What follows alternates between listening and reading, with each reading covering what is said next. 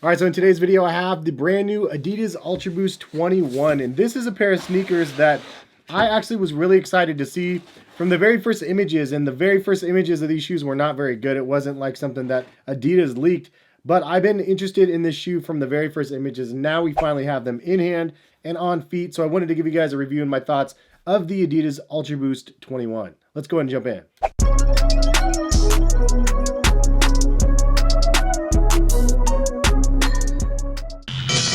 What is going on, guys? Hes here, collectivekicks.com. If you guys are new to my channel, go ahead and hit the subscribe button and that notification bell to be notified of when videos are posted. And if you guys are enjoying the content that you guys are going to watch in this video, please drop a like on the video. When you decide at whatever point in the video you're like, I actually like this, if you can do that. Now, I'm proud to say that this video is actually sponsored by Adidas. Can you believe that? Like, for you guys know how long I've been doing this YouTube channel, and you guys have known how long I've been supporting the Adidas products, especially the Ultraboost. So when they reached out about a promo of the Adidas Ultraboost 21, I was just like poker facey, sort of like, yeah, sure, I'll take.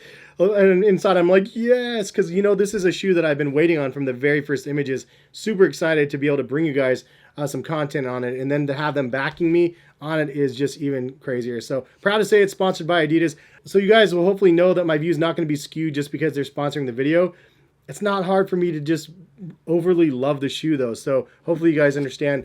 So here we have it, the Adidas Ultraboost 21, and I'm so excited to actually have these in hand and on feet. I'll get into the comfort and all that stuff, and I will have a follow-up video with a comparison to the 19s, the 20s, the OGs, and kind of just give it a breakdown comparative to these, more like a side-by-side, because I think that it deserves a dedicated video for that type of a comparison. But this one is such a great pair of sneakers for 2021. Really just a fun one to start the year off in January. And if you guys are interested in buying a pair, please feel free to use my affiliate link in the description. It lets Adidas know that you actually made the purchase through my channel, which is super awesome if you guys do that. But they go live on the 28th at midnight PST. So East Coast, it's like 3 o'clock, but midnight PST, and they have a bunch of colorways coming, and retail is $180.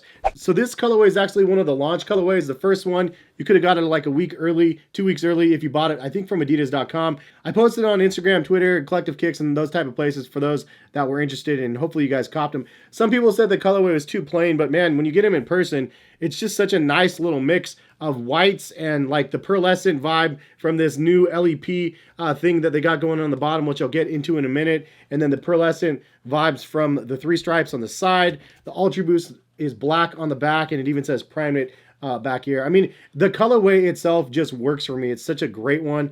And I love the soles of the Ultraboost 21s too. It might be one of my favorite new features that's completely different than any of the other ones because of that LEP feature on the bottom, which is interesting to be saying because the main feature, the main attraction is the big bodacious butt of Boost in the back right here. And that kind of takes the limelight, but I really do like the subtle aesthetics on the bottom of the shoe as well. But just to show you guys, I've actually got 2 pairs of these already. I've been wearing this pair, and you can see the very first thing I did when I got my pair, that Hypebeast lacing style, I brought it back on the Ultraboost 21. Something we weren't able to do on the 19s and 20s. Soon as I saw this cage, I was like, yep, Hypebeast style lacing. If you don't know what that is, you could see I basically used the cage and laced in between those and then pulled it loose. So I'm just wearing these really loose and really casual. But obviously these are geared a lot more towards running now instead of lifestyle. However, from the lifestyle perspective, I'm here covering it for you guys, and these things are really good from that side of the fence as well. So I also wanted to show you guys this box. It really has a lot of cool details on it, and it's not the same on the gray pair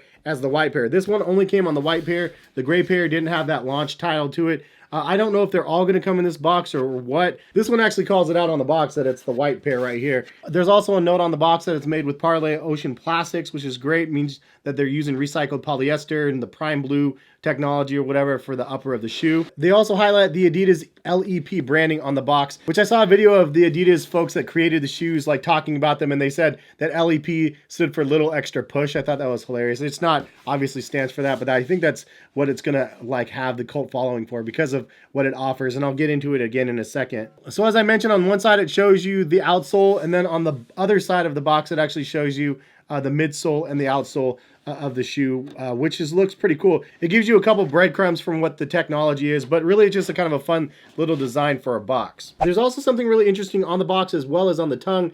of this launch model that has a bunch of little copper like little circles, as well as the 3 strikes, and it says U21 2021-01s. And I love on the Adidas app, they have like the creative team actually like talking about the product and stuff like that. Finding those little Easter eggs on the app is like a super plus. Really nice to be able to see some sort of history and the backstory on what the product is, because that helps people like myself and you guys out there tremendously, just to see the thought process behind it and let you appreciate the sneaker even more, because they definitely engineered this shoe with more of runners in mind than from the casual perspective. However, as usual, there is that crossover, and this shoe definitely is one of those ones that I would say could be a crossover shoe where you can wear casually as well as for performance. So a couple words from Adidas website: prototype after prototype, innovation after innovation, testing after testing. Meet us in the hot pursuit of the pinnacle harmonization of weight, cushioning, and responsiveness.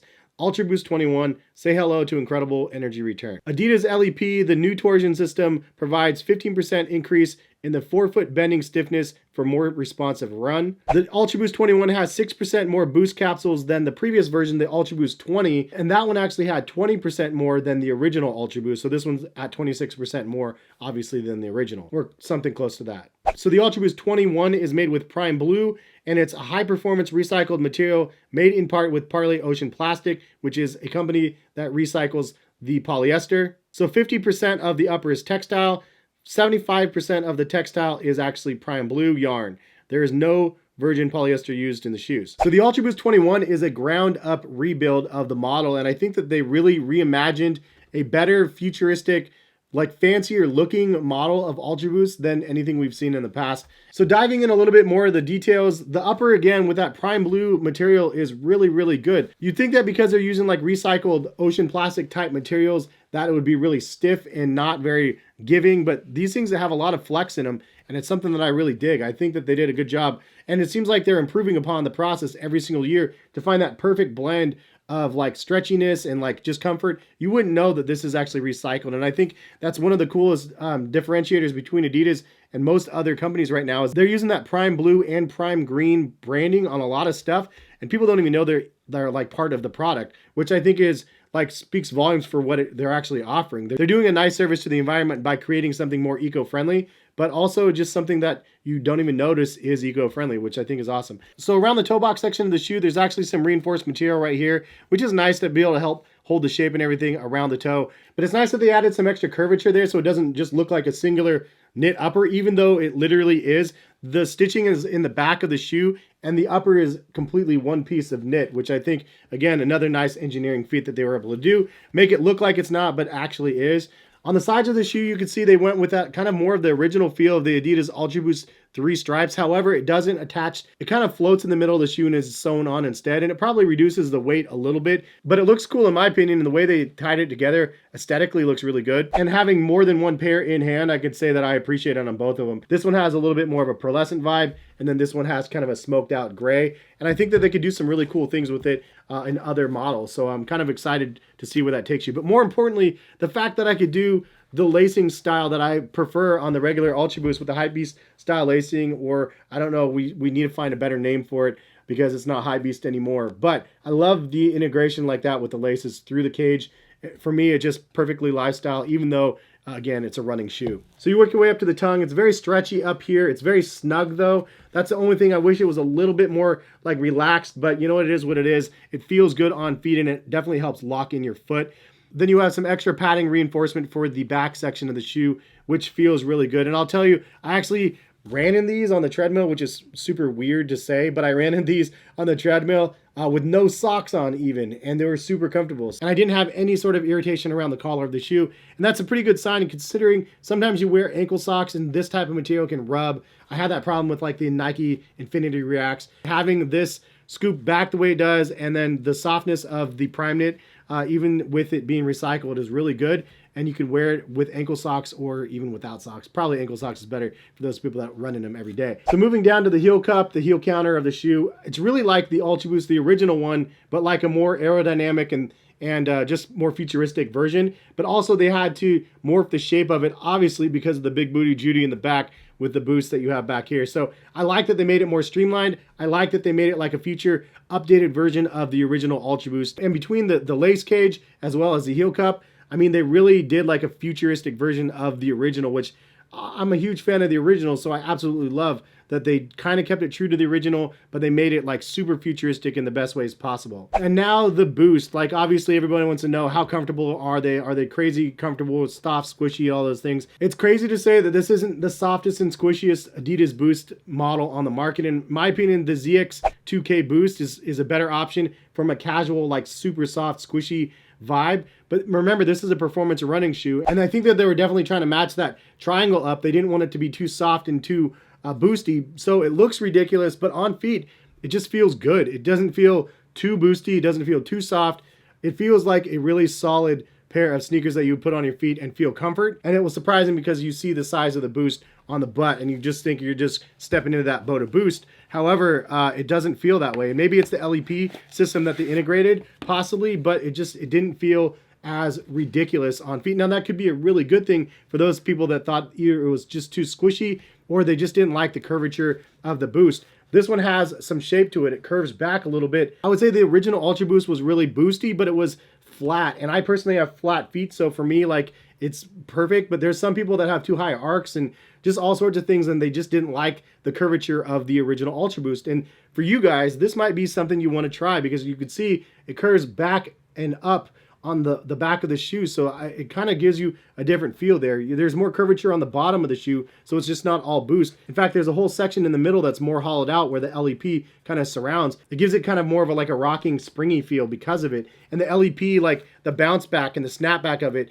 is really good. And I think that is something that runners are going to appreciate more. So it's not the softest and squishiest Boost on the market, but they made some really steady improvements for runners' sake, and considering it's a running shoe, I think that's a great thing, as well as for people that just didn't like the flatness of the original Boost. There's more curvature here. I like the placement on the soles of the shoe. I like that they did it in little patches. It probably reduces the weight a little bit as well, which is a nice consideration. But aesthetically, I think it just looks cool. I think it's one of the coolest features on the shoe. And when they do different colors on the LEP, which is basically like a big X on the bottom of the shoe, comes down in both sides. They could have just done all black bottoms, and I'm sure some of them will have that. But even on the gray pair, it has a little bit of variance there, and it just makes it look cool, and it lets that LEP branding kind of stick out on the shoe a little bit more. I like that they mentioned every little push because it kind of springs back when you walk, but there's also some stability to it as well, so it doesn't twist too much. Functionally, it's one of those things that functions well that you wouldn't even notice is there. You don't get the springboard effects like you do with like the carbon fiber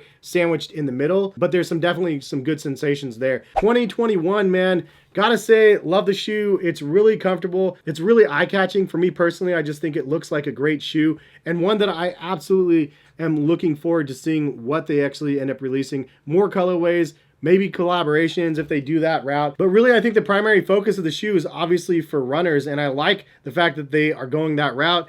For me, I'm a casual guy and I like to wear shoes casually, and I don't feel excluded. And this is a shoe that's going to come out in the beginning of 2021, and I promise you it's going to be featured over and over again on this channel in different cushioning top 10s and so on, because it's just such a great, comfortable shoe. But aesthetically, it's one of my favorites on the market with comfort and aesthetics combined. I just really, really love what they offered. Leave some comments in the comment section. What do you guys think about the Adidas Ultraboost 21? Is it a pair of sneakers that you guys are interested in? Is it something that you don't like the look of? What about the shoe draws you to it? And what colorways you guys are interested in seeing? I'm seeing some triple black colorways and some other ones out there. Volt colorway that I really like as well. So there's some other ones out there that you guys can buy. And again, if you guys are interested in buying them, check the link in the description.